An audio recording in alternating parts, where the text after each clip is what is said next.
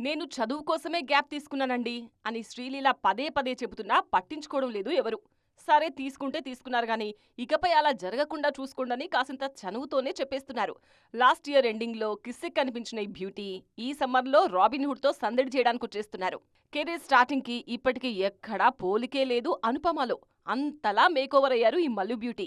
ఆ మధ్య బృందావనం అంటూ స్టేజ్ మీద స్టెప్పులేసి మన అనుపమేనా అని జనాలు ఆశ్చర్యపోయేలా చేశారు ఈ బ్యూటీ. అంతలా మేకోవర్ అయ్యారు ఈ సినిమా టైంలో. బృందావనం సాంగ్‌ను జనాలు పాడుకుంటూ ఉండగానే టిల్లు స్క్వేర్‌తో మరో స్వీట్ సర్ప్రైజ్ ఇచ్చేశారు.